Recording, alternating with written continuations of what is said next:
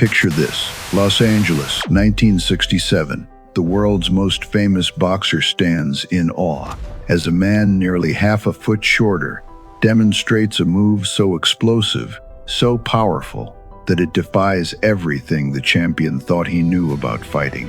"That's the greatest kick I've ever seen," Muhammad Ali reportedly whispered. The kick came from Bruce Lee, a man whose name would soon become synonymous with martial arts mastery. What happens when the greatest boxer of all time meets the most lethal kick in martial arts history? Their paths crossing wasn't just a meeting of two athletes. It was a collision of two revolutionary forces that would forever change combat sports. In 1967, Muhammad Ali was already the greatest. He'd shocked the world by defeating Sonny Liston in 1964, converting to Islam, and changing his name from Cassius Clay. By 67, he was embroiled in controversy for refusing military induction during the Vietnam War, famously declaring, "I ain't got no quarrel with them Viet Cong." Ali was more than a boxer. He was a voice for civil rights, a poet in the ring, dancing with a grace that seemed impossible for a heavyweight. Meanwhile, Bruce Lee was still building his legend.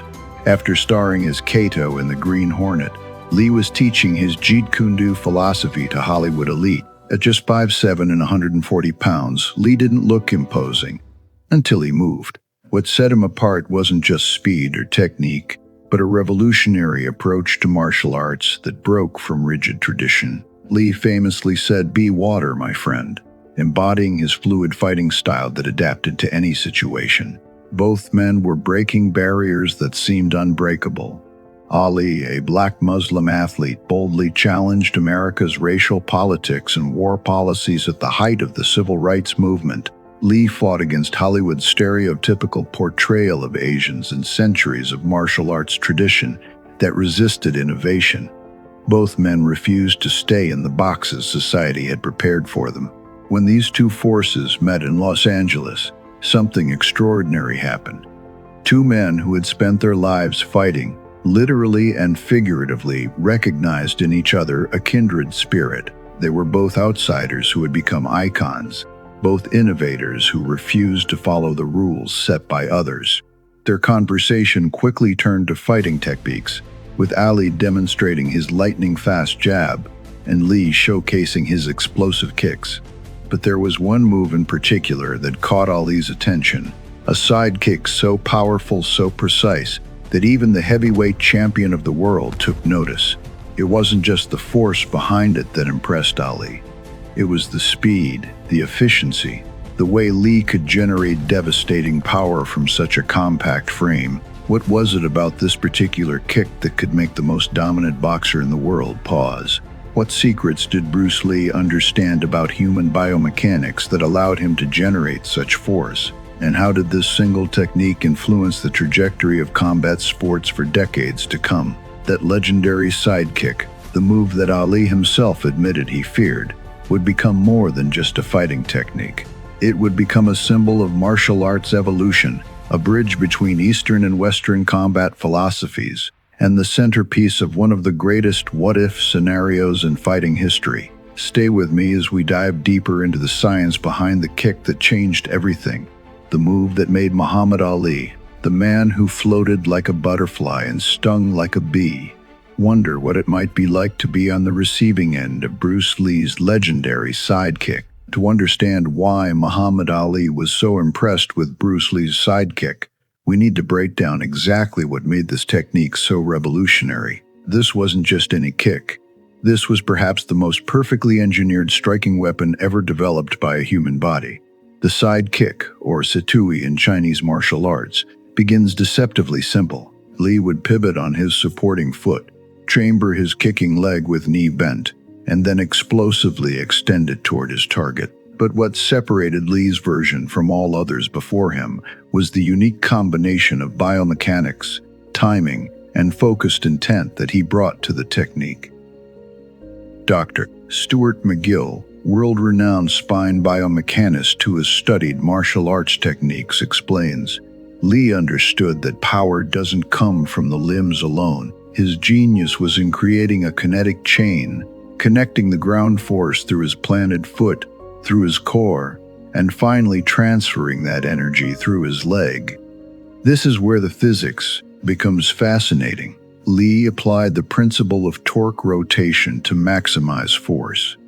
By rotating his hip before extending his leg, he created a whip-like effect. Physics tells us that force equals mass times acceleration. Despite his relatively small frame of 140 pounds, Lee maximized acceleration through perfect body mechanics to generate force that fighters twice his size couldn't match. Lee's friend and student Dan Inosanto recalled, "Bruce could send a 300-pound heavy bag across the room with that kick. The sound it made, like a gunshot. I've never heard anything like it before or since." What's even more impressive is how Lee trained specifically to develop this kick. Traditional martial arts training of the 1960s emphasized repetition of movements in the air. Lee rejected this approach. Instead, he developed resistance training specifically for his kicking muscles, becoming one of the first martial artists to incorporate weight training targeting the hip flexors and extensors. In rare footage from his 1967 demonstrations, you can see Lee performing the kick in slow motion, explaining to students how the power comes not from pushing with the leg, but from the rotation of the hip and the snap at the end of the movement. Lee would practice thousands of repetitions against heavy bags, focusing not just on power but on speed and precision. Former UFC champion Georges St-Pierre, who studied Lee's techniques, notes, "What made Lee's sidekick so dangerous wasn't just its power, it was his ability to deliver it from angles his opponents wouldn't expect with no telegraphing. There was no wasted motion, no tell. One moment you'd be facing Bruce Lee, the next moment his foot would be driving into your midsection." Lee developed specific drills to master this kick. One involved placing a paper target on a wall and practicing hitting the exact same spot repeatedly, developing pinpoint accuracy. Another exercise had him kick through sheets of paper held at different heights without touching the person holding the paper, demonstrating his exceptional control. The potential damage from Lee's sidekick was substantial. Unlike a punch that impacts the surface, a properly executed sidekick drives force deep into the target. When delivered to the midsection, it could potentially rupture internal organs. To the knee, it could hyperextend the joint and end a fight instantly. Even a partially landed sidekick to the thigh could deadleg an opponent, compromising their mobility. Joe Louis, former karate champion who trained with Lee, said, "Bruce's sidekick had the stopping power of a .357 Magnum. I've been hit by world champions with punches and kicks, but nothing compared to the force Bruce generated with that sidekick." For Ali, who built his entire career on understanding distance, timing, and the mechanics of fighting, seeing Lee's sidekick was a revelation. Here was a technique that could potentially bypass his legendary defensive abilities, his speed, his footwork, his rope-a-dope tactics. The sidekick threatened to change the equation of fighting in ways boxing had never had to consider. In Lee's own words from his book The Tao of Jeet Kune Do, he described the sidekick as the longest and strongest weapon in my arsenal. He likened it to a spear that could keep opponents at bay while still delivering fight-ending power. But what made the sidekick particularly dangerous wasn't just its power. It was how Lee had reimagined its application. Traditional martial arts used the sidekick as a defensive counter or a way to create distance. Lee transformed it into an offensive weapon, using it to close distance explosively and strike with precision. This kick represented everything that made Bruce Lee revolutionary: the willingness to break from tradition, the scientific approach to fighting, and the perfect marriage of Eastern martial arts philosophy with Western efficiency and strength training. As Muhammad Ali watched Lee demonstrate this technique, he wasn't just seeing a kick, he was witnessing the future of fighting. A future where combat sports would eventually blend together, where the artificial boundaries between boxing, wrestling, and martial arts would dissolve into what we now know as mixed martial arts. But beyond the technical aspects, what happened next between these two legends would change both men's approach to their crafts forever. Because after seeing the kick that made him pause, Ali had questions, and Bruce Lee had answers that would lead to a series of secret training sessions that neither man spoke much about publicly. The year was 1967. The location, Paramount Studios in Hollywood. Muhammad Ali, already the heavyweight champion of the world, stood watching intently as Bruce Lee demonstrated his techniques. What happened next has been recounted by multiple witnesses, including Lee's widow, Linda Lee Cadwell. Ali, never short on confidence, had been playfully boasting about how no man could touch him. His legendary defensive skills had made him practically untouchable in the boxing ring. "I'm so fast I can hit you before you even know it," Ali reportedly said with his trademark grin. Lee, respectful but equally confident, responded not with words but with action. In an instant, Lee demonstrated his sidekick, stopping just short of making contact with Ali. The speed was blinding. Witnesses described it as faster than the eye could follow. Ali's reaction was immediate and genuine. His eyes widened, and for a rare moment, the loquacious champion was momentarily speechless. "That's the greatest kick I've ever seen," Ali finally said. This wasn't just polite acknowledgement. It was genuine respect from a man who had built his career on being the greatest. For Ali to use those words to describe someone else's technique spoke volumes. Kareem Abdul-Jabbar, the basketball legend who trained extensively with Bruce Lee, later recounted, "Muhammad genuinely respected Bruce's abilities. He'd never seen anyone move like that. The kick was so fast and so powerful, it made him reconsider what was possible in fighting." What made this interaction particularly significant was how it challenged Ali's entire understanding of combat. Ali had mastered the sweet science of boxing, the footwork, the jab, the rope-a-dope. His defense was built on reading punches, slipping hits, and countering with devastating speed. But Lee's sidekick operated outside this framework entirely. Bob Wall, martial artist and actor who worked with Lee, explained, "Boxing defense is designed to deal with punches coming at you from the front at roughly shoulder height.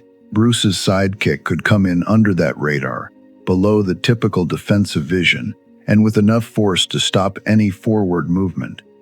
This presented an intriguing theoretical matchup. Ali's defensive genius versus Lee's revolutionary techniques. Ali's reach and weight advantage versus Lee's speed and precision. The question fascinated fight fans for decades. How would Ali's legendary defensive skills have handled Lee's sidekick? Ali himself pondered this question. In a rare 1972 interview with Japanese television, when asked about a hypothetical match with Lee, Ali said, "Bruce Lee is a great man. He's not large, but his speed, his hand technique and foot technique make him dangerous against anybody. In a fight with no rules, you can never say." This wasn't just diplomatic talk. Ali, the master strategist, had already been mentally calculating how he would deal with such a technique. His trainer Angelo Dundee later revealed that after meeting Lee, Ali had asked questions about defending against kicks, showing genuine professional curiosity about techniques outside his domain. Lee held equal respect for Ali's abilities. In his own writings, Lee praised Ali's footwork and timing, calling him the greatest fighter of his time. Lee studied Ali's fights, particularly admiring his economy of motion and psychological. What few people know is that after their initial meeting at Paramount Studios, Muhammad Ali and Bruce Lee didn't simply go their separate ways. According to several sources close to both men, they arranged a series of private training sessions away from the public eye. These weren't formal training camps, but rather philosophical exchanges between two masters at the height of their powers. The first of these sessions reportedly took place at Lee's backyard in Bel Air, California. Ali arrived without his usual entourage, just the champion and the martial artist, ready to exchange ideas. Lee's student Danny Nosanto was present for one of these sessions and later recalled, "It wasn't about who was better. It was two revolutionaries comparing notes, trying to understand each other's art forms." During these private sessions, Lee demonstrated the mechanics of his sidekick in greater detail.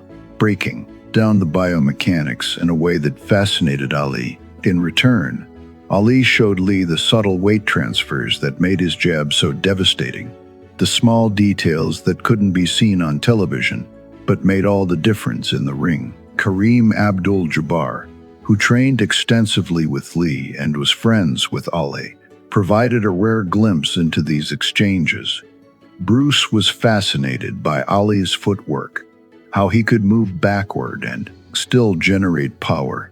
Ali was equally impressed by Bruce's ability to generate force from seemingly any position. They spoke the same language, just with different accents. What emerged from these sessions wasn't just technical exchange, but a deeper philosophical connection.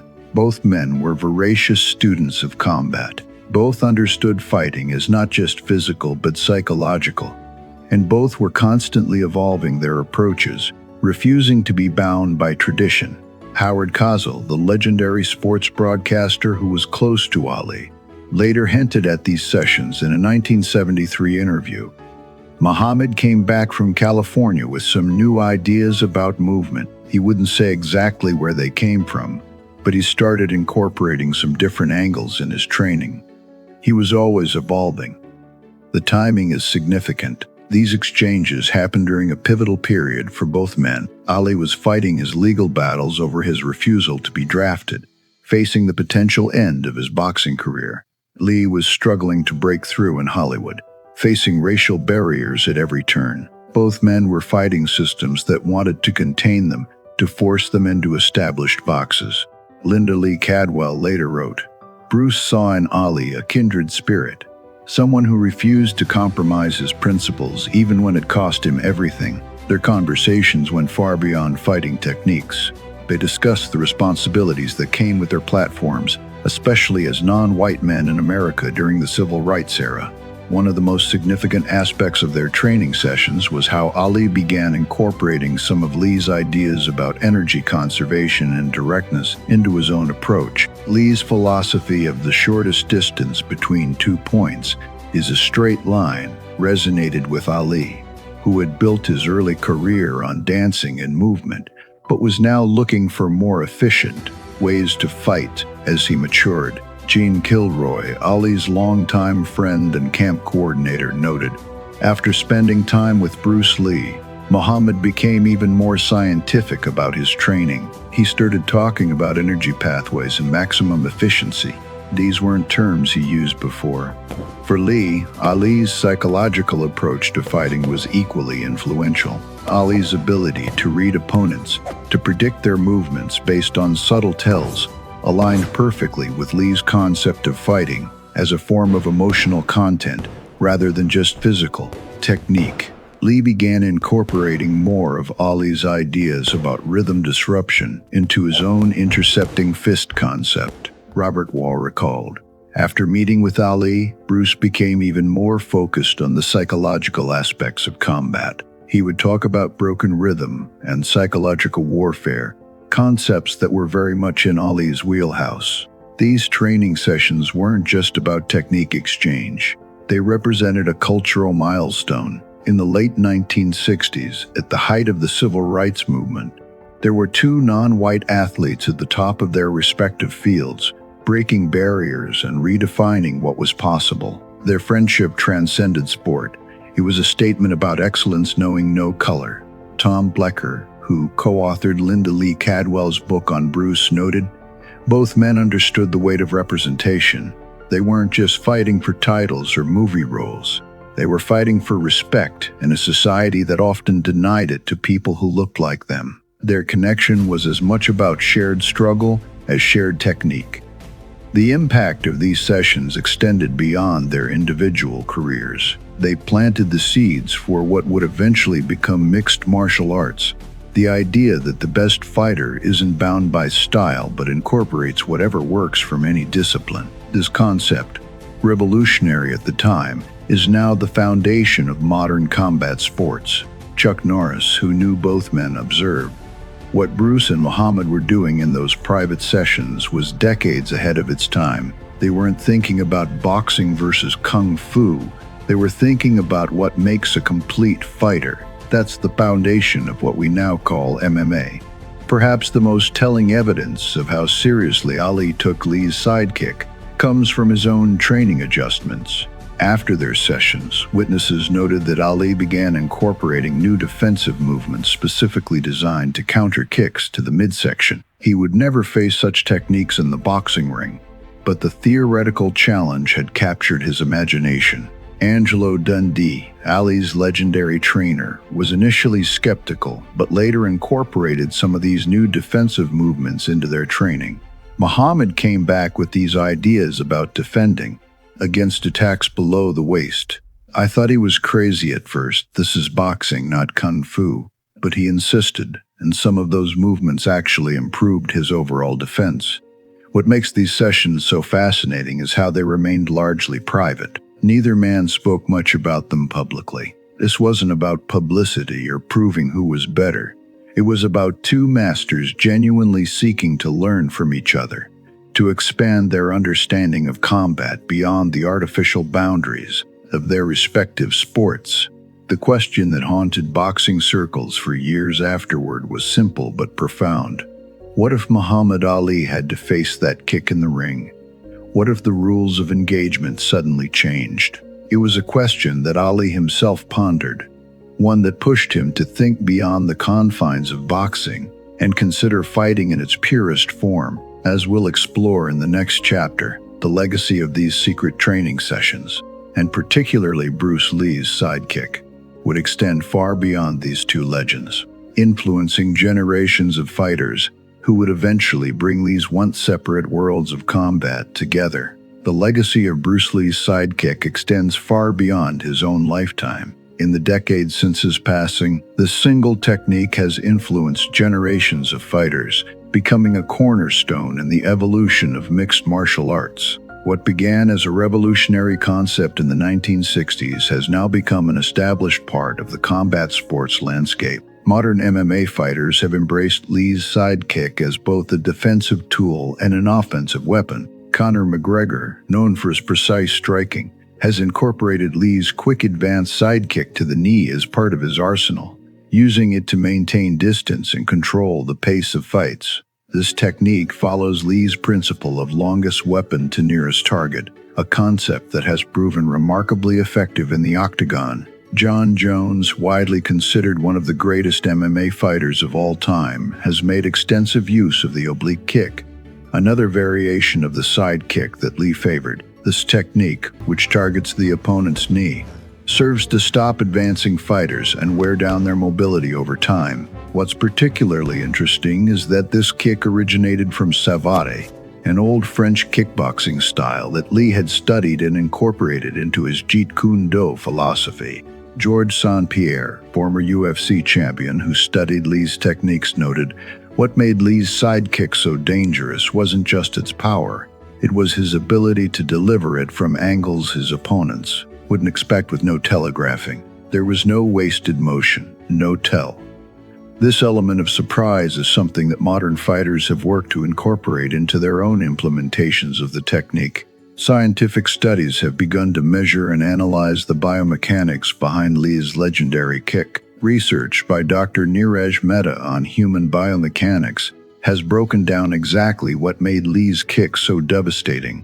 The key lies in what's called kinetic chain efficiency, the sequential activation of muscle groups starting from the ground up. When Lee executed his sidekick, he would generate ground reaction force by pushing against the floor. This force would travel through his lower limbs, amplified by the rotation of his hips, culminating in the explosive extension of his leg. Core stability played a critical role in transferring this force efficiently to the point of impact. Joe Louis, former karate champion who trained with Lee, said, "Bruce's sidekick had the stopping power of a .357 Magnum. I've been hit by world champions with punches and kicks, but nothing compared to the force Bruce generated with that sidekick." This wasn't mere hyperbole.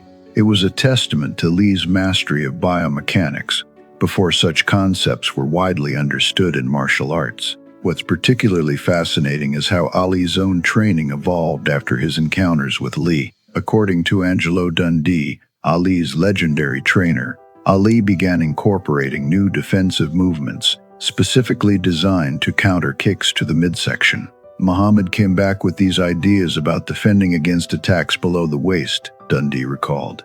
I thought he was crazy at first. This is boxing, not kung fu. But he insisted, and some of those movements actually improved his overall defense. This cross-pollination of ideas represents one of the most significant aspects of Lee's legacy.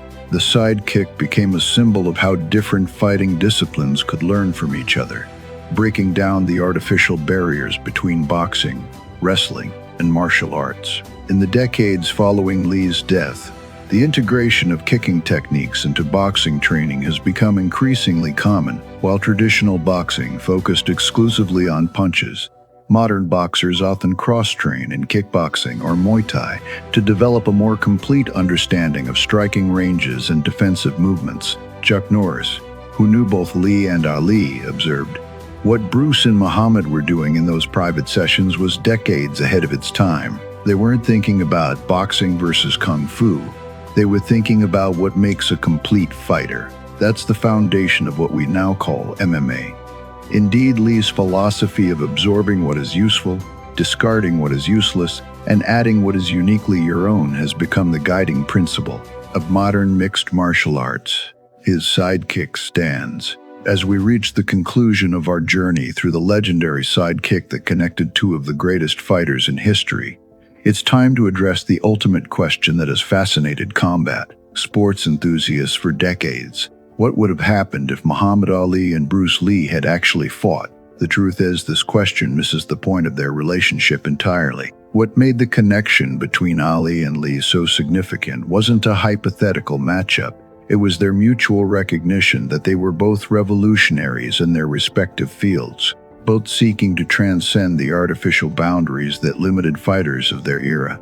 Ali, the heavyweight champion who floated like a butterfly and stung like a bee, recognized in Lee's sidekick a technique that challenged his entire understanding of combat. Lee, the martial arts innovator who preached adaptability above all else, saw in Ali's footwork and psychological warfare the embodiment of his own philosophy about fighting efficiency. Their secret training sessions weren't about determining who was better.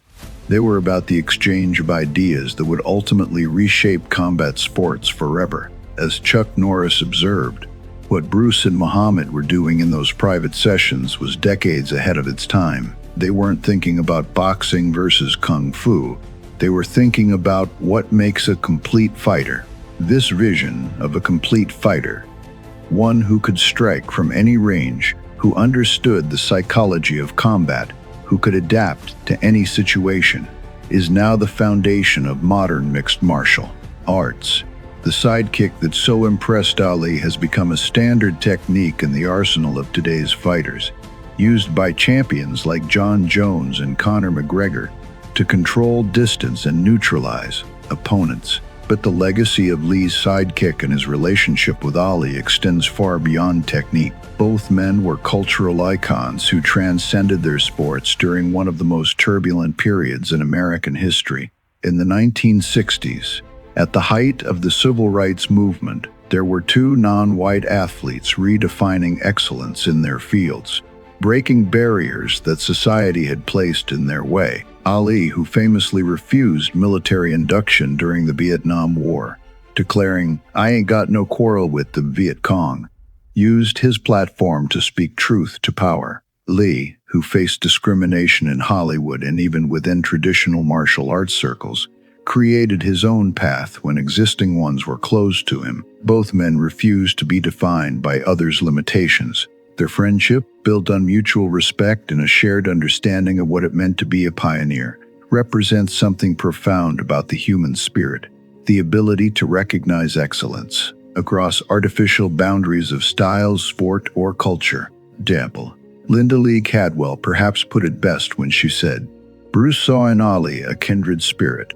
Both were revolutionaries in their fields. Both faced discrimination and challenged how things had always been done. Their respect for each other went beyond just fighting techniques." This mutual respect is perhaps most evident in how each man influenced the other. After their encounters, Ali incorporated new defensive movements into his training, becoming even more precise with his footwork, more economical with his movement.